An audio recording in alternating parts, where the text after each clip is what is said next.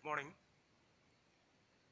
നമ്മൾ communication skills 2 chapter പഠിച്ചു. അതിൽ ആ ചാപ്റ്ററിൽ ലാസ്റ്റിൽ കുറച്ച് ക്വസ്റ്റ്യൻസ് കൊടുത്തിരുന്നു. അതിൽ റീകോളാണ്. അതിൽ സ്റ്റാർട്ട് ചെയ്യാം നമുക്ക്. ഒന്നാമത്തെ ചോദ്യം, communication is important for every one in which of the following situation? ആശയവിനിമയം ഏതെല്ലാം സാഹചര്യത്തിലാണ് ഇമ്പോർട്ടൻ്റ് ആയിട്ടുള്ളത്? While studying in A college, while talking to friends, while attending interviews, all of them. നമുക്കറിയാം, കോളേജിൽ പഠിക്കുമ്പോഴാണെങ്കിലും കുട്ടികളായിട്ട് ഫ്രണ്ട്സുമായിട്ട് ഇടപെടുകയാണെങ്കിലും ഇൻ്റർവ്യൂവിനാണെങ്കിലും ഏത് സമയത്തും കമ്മ്യൂണിക്കേഷൻ വളരെ ഇമ്പോർട്ടൻ്റ് ആണ്. അപ്പോൾ answer choice is option D, all of the above. രണ്ടാമത്തെ ചോദ്യം, Renu thinks about expressing her thanks to her friend Reeta for helping her before exams. Which of the following option will best suit the situation? ഇപ്പോൾ രേണുവിന് റീച്ചയോട് thanks പറയണം, എക്സാമിനേഷന് help ചെയ്തില്ല. ഇത് 4 ഓപ്ഷൻസിൽ ഏറ്റവും best communication ഏതാണ്? Reeta, I am so sorry, അതേതായാലും അല്ല. Reeta, thank you for all your help. Reeta, I see you later. Reeta, thanks. ഇതിൽ രണ്ടാമത്തെ option Reeta thank you for all your help, നാലാമത്തെ ഓപ്ഷൻ റീത താങ്ക്സ്. ഇതിൽ ഓപ്ഷൻ ഡിയും ഓപ്ഷൻ ബിയും ശരിയാണ്. പക്ഷേ ഓപ്ഷൻ ഡിയുടെ എന്ന് പറഞ്ഞാൽ ഒരു കംപ്ലീറ്റ് അല്ല. റീത താങ്ക്സ് എന്ന് മാത്രമേ പറയുന്നുള്ളൂ. ഓപ്ഷൻ ബിയിൽ Reeta thanks you for all your help. അപ്പം കൂടുതൽ ശരിയായിട്ടുള്ള ഉത്തരം ഓപ്ഷൻ ബി ആണ്. Question number 3, your friend makes a mistake and you want to point out to him. Which of the following option will best suit the situation? ഇപ്പോൾ നിങ്ങളുടെ ഒരു സുഹൃത്ത് ഒരു മിസ്റ്റേക്ക്, ഒരു തെറ്റ് കാണിക്കുകയാണ്, ഒരു വീഴ്ച വരുത്തുകയാണ്. അപ്പോൾ നിങ്ങൾ അദ്ദേഹത്തിനോട്, ആ സുഹൃത്തിനോട് ഇത് കമ്മ്യൂണിക്കേറ്റ് ചെയ്യണം. അപ്പോൾ എങ്ങനെയാണ് നിങ്ങളത് എഫക്റ്റീവായിട്ട് കമ്മ്യൂണിക്കേറ്റ് ചെയ്യുക? I need to talk to you about something. I am sorry. You are a bad person. Can we eat something? അപ്പോൾ ഇവിടെ ഏറ്റവും സിറ്റുവേഷനിൽ യോജിച്ചിട്ടുള്ളത് ഐ ആം സോറി പറയേണ്ട ആവശ്യമില്ല. You are a bad person എന്ന് പറയാൻ പാടില്ല. അയാളെ കൂടുതൽ ദുഃഖിതനാക്കും. Can we eat something? ഭക്ഷണം കഴിക്കേണ്ട സാഹചര്യമല്ല. അപ്പോൾ I need to talk you about something. അതാണ് ഏറ്റവും option A. Question number 4, excuse me sir, may I come in? ഇത് it is a friendly way of apologising. മാപ്പറയലല്ലോ, അല്ല. മേ ഐ കം ഇൻ എന്ന് പറയുമ്പോൾ it is a formal way of asking permission to enter, അല്ലേ? അപ്പോൾ option C ആണ് correct. Question number 5, the teacher said write the topic of the experiment on the top right corner of the page. ഇതൊരു ടീച്ചറുടെ ഒരു നിർദ്ദേശമാണ്. അപ്പം a clearly communicated instruction, a friendly request, not clear to understand, an apology to a friend. ഇതിൽ option ബിയും സിയും ഡിയും ഇവിടെ സ്യൂട്ട് ചെയ്യുന്നതല്ല, അല്ലേ? അപ്പം write the topic of the experiment on top of the corner എന്ന് പറയുമ്പോൾ അത് it is a clearly communicated instruction ആണ്, given by the teacher to the students. അപ്പോൾ ക്വസ്റ്റ്യൻ നമ്പർ 5ൻ്റെ കറക്റ്റ് ആൻസർ എന്ന് പറയുന്നത് option A. Number 6, misunderstanding in communication can lead to. അപ്പം clear അല്ലാത്ത, അൺക്ലിയർ ആയിട്ടുള്ള കമ്മ്യൂണിക്കേഷൻ കൊണ്ടുണ്ടാവുന്നത് ഗുഡ് റിലേഷൻഷിപ്പ് ഏതായാലും അല്ല, എഫക്റ്റീവ് റിസൾട്ട് അല്ല, problems in understanding, successful projects. ഇതിൽ നമ്മൾ 4 ഓപ്ഷൻസ് നോക്കുമ്പോൾ അറിയാം, 3 ഓപ്ഷൻസ് പോസിറ്റീവ് ആണ്, ഒരു ഓപ്ഷൻസ് ആണ് നെഗറ്റീവ് ആയിട്ടുള്ളത്. മിസ്അണ്ടർസ്റ്റാൻഡിങ് എന്ന് പറയുമ്പോൾ നെഗറ്റീവ് ആണ്. അപ്പോൾ ഓപ്ഷൻ ബി ആണ്, problems in understanding. Next question number 7, a good communicator will always use. നന്നായി ആശയവിനിമയം നടത്തുന്ന ഒരാൾ, he will use short and simple language, long sentences, rude words, complex language. ഇവിടെയും ഓപ്ഷൻ ബി, സി, ഡി എന്ന് പറഞ്ഞ നെഗറ്റീവാണ്. ദീർഘമായി സംസാരിക്കുക, അല്ലെങ്കിൽ കടുത്ത വാക്കുകൾ ഉപയോഗിക്കുക, അല്ലെങ്കിൽ കോംപ്ലിക്കേറ്റഡ് ആയിട്ട് ലാംഗ്വേജ് ഉപയോഗിക്കുക, ഇതൊന്നും പോസിറ്റീവ് ആയിട്ടുള്ള ഒരു കമ്മ്യൂണിക്കേഷൻ അല്ല. അപ്പോൾ good communication is short and simple language. അതാണ് ഓപ്ഷൻ എ ആണ് correct answer. Next question number 8, in effective communication one has to. Effective കമ്മ്യൂണിക്കേഷനിൽ one has to keep listening always, അല്ലേ? ശ്രദ്ധിക്കണം. കീപ് സ്പീക്കിംഗ് ഓൾവേസ്, സംസാരിക്കണം. Listen carefully and speak usefully, നന്നായി ശ്രദ്ധിച്ച് ആവശ്യത്തിന് സംസാരിക്കണം. ലിസൺ ആൻഡ് സ്പീക്ക് കെയർലെസ്ലി, ഇത് ഓപ്ഷൻ ഡി എന്താണ് റോങ് ആണ്. ലിസൺ ആൻഡ് സ്പീക്ക് കെയർലെസ്ലി അതെന്തായാലും അല്ല. എഫക്റ്റീവ് കമ്മ്യൂണിക്കേഷൻ ആകുമ്പോൾ ഓപ്ഷൻ എയും ബിയും സിയും നോക്കുക. കീപ് ലിസണിങ് ഓൾവേസ്, ശ്രദ്ധിക്കണം, പക്ഷേ എപ്പോഴും ശ്രദ്ധിച്ചുകൊണ്ടിരുന്നാലോ? Option B, listen carefully and speak usefully. അപ്പോൾ നമുക്ക് ആവശ്യത്തിന് ശ്രദ്ധിക്കുകയും ആവശ്യത്തിന് സംസാരിക്കുകയും വേണം. സംസാരിക്കുക മാത്രമോ കേൾക്കുക മാത്രമോ പോരാ. അപ്പോൾ ഓപ്ഷൻ ബി ആണ് കറക്റ്റ്.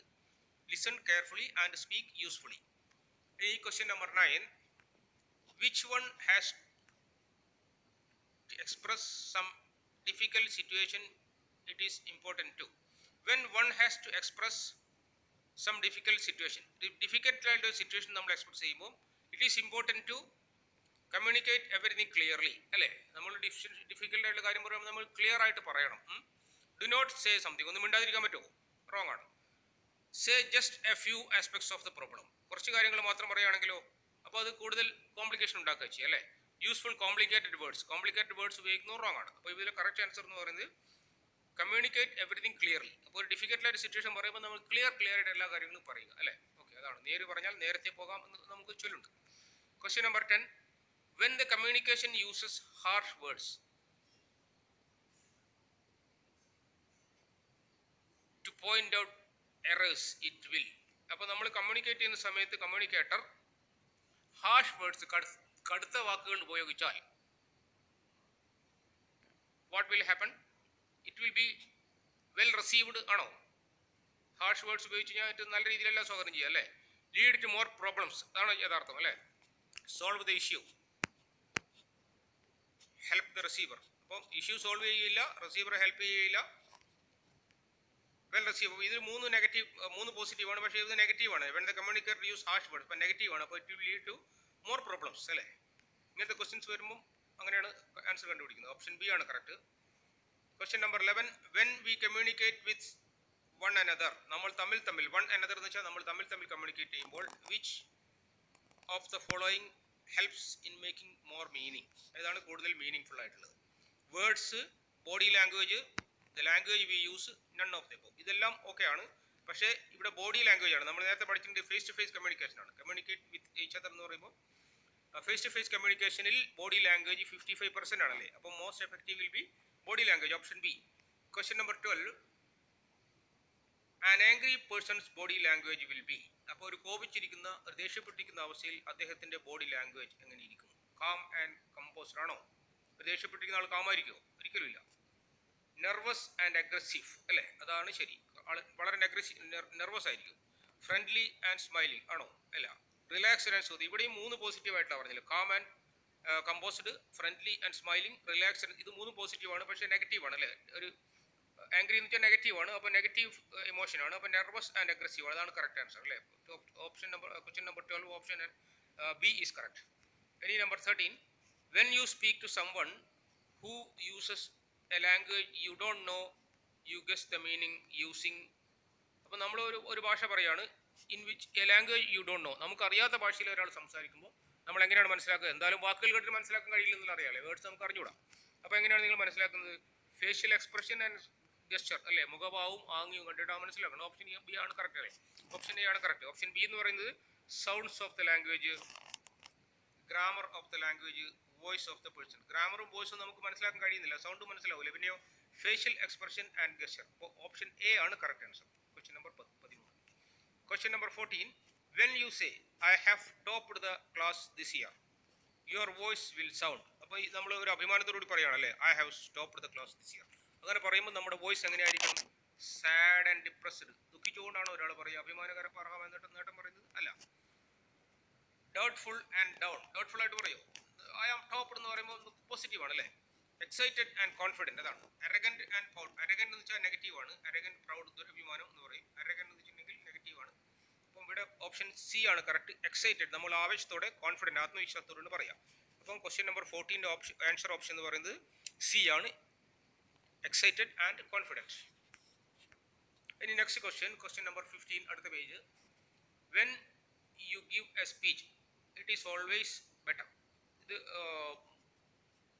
പബ്ലിക് സ്പീച്ചാണ്. നമ്മളൊരു പ്രസംഗം നടത്തുമ്പോൾ, സംസാരിക്കുമ്പോൾ it is always better to stand fixed. ഒരു സ്ഥലത്ത് ഇങ്ങനെ കുത്തനെ നിൽക്കാൻ പറ്റുമോ?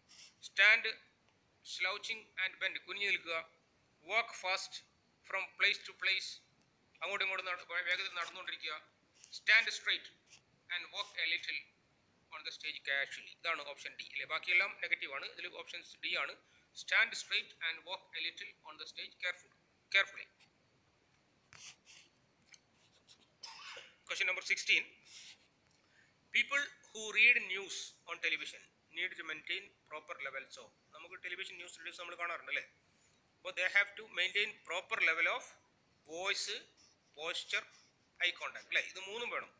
വാർത്ത വായിക്കുന്ന ആൾക്കാർ ഐ കോണ്ടാക്ട് വേണം, പോസ്റ്റർ കറക്റ്റ് ആയിരിക്കണം, വോയിസ് ക്ലിയർ ആയിരിക്കണം. അപ്പോൾ all of the above, option D ആണ് question number 16 answer, correct answer. ഇനി question number 17, one way of improving your communication skill. Communication skill improve ചെയ്യാനുള്ള വഴിയാണ് പ്രാക്ടീസിങ് എലോൺ, സ്വന്തം practice ചെയ്യുക. Reject and any feedback even, കിട്ടുന്ന ഫീഡ്ബാക്കുകളെല്ലാം തന്നെ reject ചെയ്ത് കളയുക. കീപ് ഒബ്സർവിങ് അതേഴ്സ്, മറ്റുള്ളവരെ നോക്കിക്കൊണ്ടിരിക്കുക. Practising with friends and getting feedback, അതാണ് ഏറ്റവും കറക്റ്റ് അല്ലേ. Practising with friends and getting feedback, option B ആണ് കറക്റ്റ്. അതാണ് നമ്മുടെ കമ്മ്യൂണിക്കേഷൻ സ്കിൽ ഇംപ്രൂവ് ചെയ്യാനുള്ള ഒരു വഴി. ഇതുപോലുള്ള ചോദ്യങ്ങൾ വരുമ്പം പ്രാക്ടീസിങ് എലോൺ അല്ലെങ്കിൽ കീപ് ഒബ്സർവിങ് അതേഴ്സ് ഒക്കെ ശരിയാണെന്ന് നമുക്ക് ചിലപ്പോൾ തോന്നാം, പക്ഷേ കൂടുതൽ ശരിയായിട്ടുള്ള ആൻസറാണ് ഇവിടെ നമ്മളിത് പ്രതീക്ഷിക്കുന്നത്. Okay, question number 18, when you mumble while giving a speech you will be understood as. Mumble എന്ന് പറഞ്ഞാൽ പിറുപിറുക്കുക, കുശുകുശുക്കുക, തീരെ നേരത്തെ ശബ്ദത്തിൽ സംസാരിക്കുക, അതിനാണ് മംബിൾ. അതൊരു നെഗറ്റീവായിട്ടുള്ള ഒരു ടോണാണ് കേട്ടോ, നെഗറ്റീവ് ഇതാണ്. അപ്പം your speech will be confused and not confident, അതാണ് correct answer. Confused and not confident. Confident and aggressive പോസിറ്റീവാണ്. അരഗൻറ്റ്, നോളജബിൾ ഇതൊന്നുമല്ല. നമ്മൾ മംബിൾ ചെയ്യുമ്പം നമ്മുടെ speech will be understood as confused and not confidence. ആത്മവിശ്വാസം ഇല്ലാത്ത അവസ്ഥയിലാണ് അങ്ങനെ പറയുന്നത് അല്ലേ. അപ്പോൾ അതൊക്കെ ശബ്ദം ഉയർത്താത്ത രീതിയിൽ പറയുന്നത് കോൺഫിഡൻസ് ഇല്ലാതിരിക്കുമ്പോഴാണ്. ഇനി number 19, which of the following should be avoided while speaking before A group. നമ്മളൊരു പബ്ലിക്കിൻ്റെ മുമ്പിൽ സംസാരിക്കുമ്പോൾ നമ്മൾ അവോയ്ഡ് ചെയ്യേണ്ടത് എന്താണ്? മെയിൻറ്റെയിനിങ് ഐ കോണ്ടാക്ട്, അത് അവോയ്ഡ് ചെയ്യാൻ പാടില്ലല്ലോ. ഐ കോണ്ടാക്ട് തീർച്ചയായിട്ടും വേണം അല്ലേ. മെമ്മറൈസിങ് ദ സ്പീച്ച്, കാണാതെ പഠിച്ച് പ്രസംഗിക്കുക, അത് കറക്റ്റാണോ? അല്ല.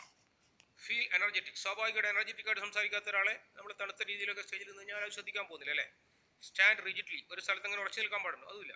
അപ്പം ഇതിൽ കറക്റ്റ് ആൻസർ എന്ന് പറയുന്നത് maintaining proper eye contact, option A ആണ് കറക്റ്റ് അല്ലേ. Okay, number 20, preparing outline and notes is crucial for beginners before delivering A speech, അത് കറക്റ്റ് ആണോ അല്ലേ. നമ്മൾ സംസാരിക്കുന്നതിന് മുമ്പ് നമ്മൾ നോട്ട്സ് തയ്യാറാക്കുക, അത് ബിഗിനേഴ്സിനെ സംബന്ധിച്ചിടത്തോളം കറക്റ്റ് ആണ് അല്ലേ. യെസ് ആണ്. അപ്പോൾ മേ ബിയും നോയും ഡിഫൻസ് എല്ലാം തെറ്റാണ്. അപ്പോൾ ഓപ്ഷൻ ക്വസ്റ്റ്യൻ നമ്പർ 20യുടെ ഓപ്ഷൻ ആൻസർ ഓപ്ഷൻ എന്ന് പറയുന്നത് എ ആണ്. ഓക്കെ, ഇനി ഇതിൽ നെക്സ്റ്റ് കണ്ടിന്യൂഷൻ ആണ്. 7 C's ഓഫ് കമ്മ്യൂണിക്കേഷൻ. 7 C എന്ന് പറയുമ്പോൾ നമ്മൾ സാധാരണ 7 കടലുകൾ എന്നാണ് ഉദ്ദേശിക്കുന്നില്ലേ, SEAC അല്ലേ. അപ്പോൾ അതുകൊണ്ടാണ് എക്യൂറ്റ് ചെയ്യാൻ വേണ്ടി അങ്ങനെ പറഞ്ഞിട്ടുള്ളത്. 7 കടലുകൾ കടന്ന് പോകുക എന്നുള്ളതാണ് അല്ലേ. 7 C's ഓഫ് എഫക്റ്റീവ് കമ്മ്യൂണിക്കേഷൻ. ഇത് പക്ഷേ ഇവിടെ ഉദ്ദേശിക്കുന്നത് സിയിൽ തുടങ്ങുന്ന 7 വാക്കുകൾ നമുക്ക് ഓർക്കാൻ വേണ്ടിയിട്ടാണ് പറയുന്നത് കേട്ടോ. സിയിൽ തുടങ്ങുന്ന 7 വാക്കുകൾ എഫക്റ്റീവ് കമ്മ്യൂണിക്കേഷൻ. ഒന്നാമത്തേത് ക്ലാരിറ്റിയാണ്. ക്ലാരിറ്റി മീൻസ് ക്ലിയർനെസ് അല്ലേ. B clear with your message, keep it simple. അപ്പോൾ നമ്മുടെ മെസ്സേജ് വളരെ ക്ലിയർ ആയിരിക്കണം, അതാണ് ക്ലാരിറ്റി. കൺസൈസ്, കൺസൈസ് എന്ന് വെച്ചിട്ടുണ്ടെങ്കിൽ ബ്രീഫ് എന്ന അർത്ഥം കേട്ടോ. Sender and receiver saves more time, it saves more time to the sender and the receiver, അതാണ് കൺസൈസ്. ബ്രീഫ് ആകുമ്പോൾ നമ്മൾ ഒരുപാട് കാര്യങ്ങൾ പറയേണ്ട ആവശ്യമില്ല, പറയേണ്ട കാര്യങ്ങൾ മിതമായ രീതിയിൽ പറയാം, ആണ് കൺസൈസ് ഉദ്ദേശിക്കുന്നത്. Correct, accurate facts and figures, proper use of grammar, spelling and language, കൃത്യമായിട്ട് പറയണം. കംപ്ലീറ്റ്, പറയുന്ന കാര്യങ്ങൾ പൂർണ്ണമായും പറയണം അല്ലേ, അതാണ് completion. Must convey all the facts required by the receiver. ഇനി കൺസിഡറേഷൻ എന്ന് വെച്ചാൽ പരിഗണനയാണ്. Consider the audience and their requirements, ഓഡിയൻസിൻ്റെ സാഹചര്യവും ആവശ്യവും പരിഗണിച്ചിട്ട് വേണം നമ്മൾ പറയാൻ. പിന്നെ കമ്മ്യൂണിക്കേറ്റ് ചെയ്യാൻ. Concrete, be definite and specific, അതാണ് ക്ലിയർ. കോൺക്രീറ്റ് എന്ന് വെച്ചിട്ടുണ്ടെങ്കിൽ ദൃഢമായ എന്നാണ് അർത്ഥം അല്ലേ, കോൺക്രീറ്റ് ചെയ്യാൻ കേട്ടില്ലേ. കർട്ടസി, കർട്ടസി എന്ന് വെച്ചാൽ മര്യാദ അല്ലേ. Think about the receiver, their in view point and be respectful, ഇത് മര്യാദയാണ് കർട്ടസി. അപ്പോൾ ഈ 7 C's ഒന്നുകൂടി ഓർത്ത് വെക്കുക. 7 C's ഓഫ് എഫക്റ്റീവ് കമ്മ്യൂണിക്കേഷൻ എന്ന് പറയുന്നത് clarity, concise, correct, complete, consideration, concrete and courtesy. Okay, ഇനി നമ്മൾ നെക്സ്റ്റ് ചാപ്റ്ററിലേക്ക് കടക്കുകയാണ്. Practising effective communication. ഫലപ്രദമായിട്ടുള്ള ആശയവിനിമയം നമ്മൾ പ്രാക്ടീസ് ചെയ്യണം. അടുത്ത 2-3 ഘട്ടങ്ങൾ അതാണ് കമ്മ്യൂണിക്കേഷൻ പ്രാക്ടീസ് ചെയ്യണം. അപ്പോൾ നമ്മളിതിൽ ഫോർമൽ കമ്മ്യൂണിക്കേഷനും ഉണ്ട്, ഇൻഫോർമൽ കമ്മ്യൂണിക്കേഷനും ഉണ്ട്. അപ്പോൾ ഫോർമൽ സിറ്റുവേഷൻ എന്ന് പറയുമ്പോൾ, ഫോർമൽ എന്ന് ഉദ്ദേശിക്കുന്നത് നമ്മളിപ്പോൾ ഒരു ഫോർമൽ എഡ്യൂക്കേഷൻ സിസ്റ്റം എന്ന് പറയുന്നത് ഒരു കരിക്കുലം, ഒരു സിലബസ്, ഒരു പരീക്ഷ, ഒരു ഇൻസ്റ്റിറ്റ്യൂഷൻ, ഒരു എക്സാമിനേഷൻ, ഒരു സർട്ടിഫിക്കേഷൻ, ഇതിനാണ് ഫോർമൽ എഡ്യൂക്കേഷൻ എന്ന് പറയുന്നത്. അപ്പോൾ നമ്മൾക്ക് ഒരു ഫോർമൽ എഡ്യൂക്കേഷൻ സിസ്റ്റത്തിൻ്റെ ഭാഗമായിട്ടാണ് നമ്മൾ പഠനം തുടർന്നുകൊണ്ടിരിക്കുന്നത്. Formal, informal, non formal, informal, formal, ഈ 3 ടൈപ്പ് ഉണ്ട്. അപ്പോൾ നോൺ ഫോർമൽ നമുക്കിപ്പം പറയണ്ട. ഫോർമൽ ആൻഡ് ഇൻഫോർമൽ ആണ്. ഇൻഫോർമൽ എന്ന് പറയുമ്പോൾ ഇപ്പോൾ ഇവിടെ കമ്മ്യൂണിക്കേഷൻ്റെ കേസിൽ ഫോർമൽ കമ്മ്യൂണിക്കേഷൻ എന്ന് ഉദ്ദേശിക്കുന്നത് office, interviews, educational institutions, work station, ജോലി ചെയ്യുന്ന സ്ഥലങ്ങൾ, ഇതെല്ലാം നമ്മൾ ഫോർമൽ ആയിട്ടുള്ള ഏരിയയാണ്, ഫോർമൽ കമ്മ്യൂണിറ്റി. ഈ പറയുന്ന സ്ഥലങ്ങളിലൊക്കെ നമുക്ക് ഫോർമലായിട്ടുള്ള ഭാഷ ഉപയോഗിക്കണം, ഫോർമലായിട്ടുള്ള വേഷത്തിൽ ധരിക്കണം. അതിനാണ് ഫോർമൽ കമ്മ്യൂണിക്കേഷൻ എന്ന് പറയുന്നത്. നോൺ ഫോർമൽ എന്ന് പറയുമ്പോൾ നമ്മൾ ബിറ്റ്വീൻ യുവർ ഫ്രണ്ട്സ്, നമ്മുടെ വീട്ടിൽ നമ്മൾ മാക്സി ഇട്ടോ അല്ലെങ്കിൽ ലുങ്കി എടുത്തൊക്കെ നടക്കുമല്ലേ, അത് നോൺ ഫോർമലാണ്. വീട് അല്ലെങ്കിൽ ഫ്രണ്ട്സിൻ്റെ ഇടയിൽ, ഇതെല്ലാം നോൺ ഫോർമൽ സിറ്റുവേഷൻസാണ്. അപ്പോൾ ഇവിടെ നമുക്ക് നോക്കാം. കമ്മ്യൂണിക്കേഷൻ ഫോർമൽ ആയിക്കോട്ടെ നോൺ ഫോർമൽ ആയിക്കോട്ടെ, കമ്മ്യൂണിക്കേഷൻ എഫക്റ്റീവ് ആകണമെങ്കിൽ first thing is eye contact. Look at the audience, അല്ലേ? നമ്മൾ പറയുന്ന ആളുടെ കണ്ണിൽ നോക്കി അല്ലെങ്കിൽ നമ്മുടെ നോട്ടം നമ്മുടെ മുഖത്ത് നോക്കി സംസാരിക്കണം. തല കുനിച്ച് നിന്നിട്ടോ തല ഉയർത്തി പിടിച്ചോ സംസാരിക്കാൻ പാടില്ല. ഐ കോണ്ടാക്ട് വളരെ ഇമ്പോർട്ടൻ്റ് ആണ്. Do not hide. Reading from the text book. Looking up and down. ഇതാണ് ഇൻറ്റു മാർക്ക് റോങ് കാണിച്ചിട്ടുണ്ട്. അപ്പോൾ നമ്മളിങ്ങനെ പുസ്തകം നോക്കി ഇങ്ങനെ വായിക്കുന്ന ഒരു അധ്യാപകൻ ആർക്കെങ്കിലും ഇഷ്ടപ്പെടുമോ? കുട്ടികളെ നോക്കിക്കൊണ്ട് സംസാരിക്കുന്ന ആളല്ലേ എഫക്റ്റീവായിട്ട് പഠിപ്പിക്കാൻ പറ്റുള്ളൂ. അല്ലെങ്കിൽ മുകളിലേക്കും താഴോട്ടും നോക്കിക്കൊണ്ട് നമ്മൾ പരിഭ്രമം കാണിക്കാൻ പാടില്ല, അല്ലേ? പിന്നെ volume. Speak loudly and clearly. നമ്മൾ പറയുന്ന കാര്യങ്ങൾ ക്ലിയർ ആയിട്ടും പറയണം, ഉച്ചത്തിലും പറയണം. അതേസമയം ഡോണ്ട് വിസ്പർ ആൻഡ് ഷൗട്ട്. കുശൂഷിക്കുക, പിറുപിറുക്കുക, തീരെ ശബ്ദം ക്ലിയർ അല്ലാത്ത രീതിയിൽ പറയരുത്. വളരെ ഒച്ചത്തിൽ ഷൗട്ട് ചെയ്യാനും പാടില്ല, അല്ലേ? ആൾക്കാരെ പഠിപ്പിച്ചാണ്. സ്പീക്കിംഗ് ടു സോഫ്റ്റ്ലി തെറ്റാണ്. യൂസിങ് മിക്സഡ് അപ്പ് വേർഡ്സ്, അതും യൂസ് ചെയ്യുന്നത് തെറ്റാണ്. ഓക്കെ. പിന്നെ your body language is very much important. Stand smartly, അല്ലേ? നമ്മൾ വളരെ സ്മാർട്ടായിട്ട് വേണം നിൽക്കാൻ. Keep your arms and legs in control. നമ്മുടെ കൈകളും കാലുകളൊക്കെ നമ്മുടെ നിയന്ത്രണത്തിൽ തന്നെ വേണം. റിജിഡായിട്ട് വെക്കരുത്. സ്മൈൽ, ചിരിക്കുക, അല്ലേ? ഡോണ്ട് ഷേക്ക്, പാനിക്കായി പോകരുത്. മൂവിങ് ലെഗ്സ്, കാലുകൾ ഇങ്ങനെ ഇളക്കിക്കൊണ്ടിരിക്കുക, അല്ലെങ്കിൽ കൈകൾ ഇങ്ങനെ ഇളക്കിക്കൊണ്ടിരിക്കുക, അല്ലെങ്കിൽ പ്ലേയിങ് വിത്ത് യുവർ പെന്ന് കൊണ്ട് ഇങ്ങനെ കൈ പിടിച്ച് തിരികൊണ്ടിരിക്കുക. ഇതൊക്കെ നമ്മുടെ ശ്രദ്ധ ഡിസ്ട്രാക്ഷൻ ആയി പോകും. ഓഡിയൻസിൻ്റെ ശ്രദ്ധ, അറ്റൻഷൻ മറ്റുള്ള സാധനങ്ങളിലേക്ക് തിരിഞ്ഞു പോകും. നിങ്ങളുടെ കയ്യിൽ എന്തെങ്കിലും ഒബ്ജക്ട്സ് വെച്ച് പിടിച്ചുകൊണ്ടിരുന്ന് കഴിഞ്ഞാൽ ആൾക്കാരുടെ ശ്രദ്ധ അങ്ങോട്ട് പോകും. അതിനുള്ള ചാൻസ് കൊടുക്കാതിരിക്കുക. അതാണ് ഡിസ്ട്രാക്ഷൻസ് വരരുത്. ഇവിടെ ഫോർമൽ ഗ്രീറ്റിംഗ്സ് കാണിച്ചിട്ടുണ്ട്. Greeting, hello, good morning, good afternoon, good evening. ഇതെല്ലാം നമ്മുടെ സ്കൂളിലാണെങ്കിലും സ്ഥാപനത്തിലാണെങ്കിലും ഓഫീസ് ജോലി ചെയ്യുന്ന സ്ഥലങ്ങളിൽ വർക്ക് സ്റ്റേഷനിലാണെങ്കിലും ഫോർമൽ ആയിട്ടുള്ള ഇൻ്റർവ്യൂ അല്ലെങ്കിൽ വർക്ക് പ്ലേസ് ഒക്കെ good morning, good afternoon, good evening എന്നൊക്കെ പറയല്ലേ. ഗുഡ് നൈറ്റ് പറയുമോ?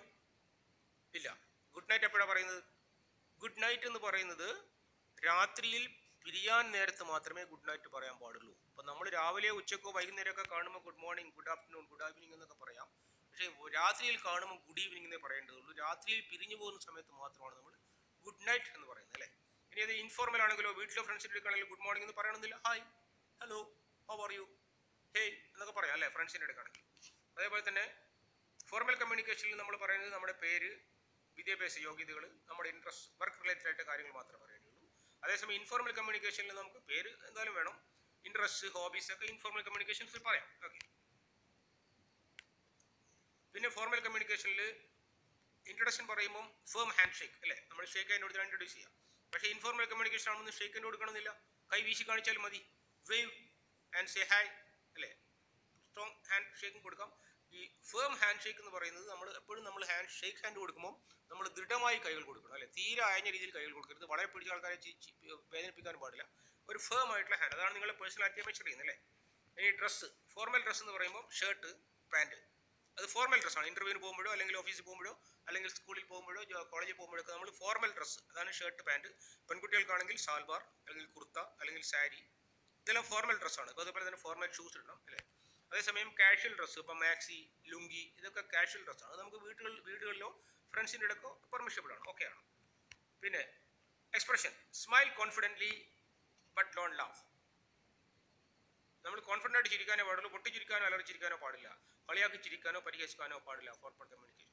ഇൻഫോർമൽ കമ്മ്യൂണിക്കേഷൻ ഫ്രണ്ട്സിൻ്റെ അടുത്താണെങ്കിൽ നമുക്ക് ഉറക്കെ ചിരിക്കാം, അല്ലേ? വീട്ടിലാണെങ്കിലും ഓക്കെ. ബോഡി ലാംഗ്വേജ്, ഇത് റിസർവ്ഡ് ആൻഡ് ഫോർമൽ. ഫോർമൽ സിറ്റുവേഷനിലാണെങ്കിൽ ബോഡി ലാംഗ്വേജ് വളരെ റിസർവ്ഡ് ആയിരിക്കണം. അതേസമയം ഫ്രണ്ട്സിൻ്റെ അടുക്കാണെങ്കിൽ body language open, you can open and warm ആയിട്ടുള്ള ഒരു ബോഡി ലാംഗ്വേജ് നിങ്ങൾക്ക് യൂസ് ചെയ്യാം.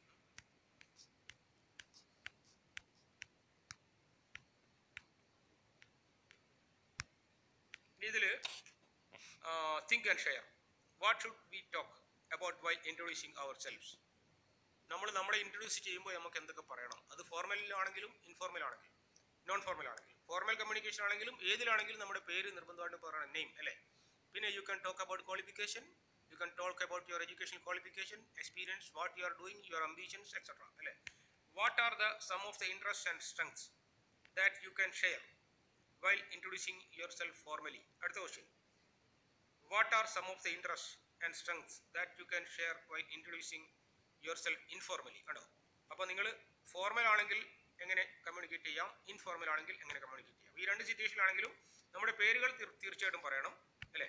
അതേപോലെ തന്നെ നമ്മുടെ ഫോർമൽ കമ്മ്യൂണിക്കേഷൻ ആണെങ്കിൽ എഡ്യൂക്കേഷണൽ ക്വാളിഫിക്കേഷൻസ് പറയാം, നമ്മുടെ അംബിഷൻസ്, കരിയർ അംബിഷൻസ് പറയാം, നമ്മുടെ കരിയർ എക്സ്പീരിയൻസ് പറയാം, വാട്ട് വി ആർ സ്ട്രോങ്, നമ്മൾ ഏതിലൊക്കെയാണ് നമുക്ക് കോൺഫിഡൻസ് ഉള്ളത്, എന്തൊക്കെ വർക്കിലാണ് നമുക്ക് ക്ലിയർ ആയിട്ട് ചെയ്യാൻ കഴിയുമെന്ന് പറയാം. അതേസമയം ഇൻഫോർമൽ ആണെങ്കിൽ നമുക്ക് ഹോബീസിനെ പറ്റിയോ, നമ്മുടെ ഫിലിംസ് താല്പര്യമുള്ള സ്പോർട്സിനെ പറ്റിയോ, ക്രിക്കറ്റേഴ്സിനെ പറ്റിയോ, മൂവീസിനെ പറ്റിയോ ഒക്കെ പറയാം. അതാണ് ഇൻഫോർമൽ കമ്മ്യൂണിക്കേഷനിലും ഫോർമൽ കമ്മ്യൂണിക്കേഷനിലും ഡിഫറൻസ്.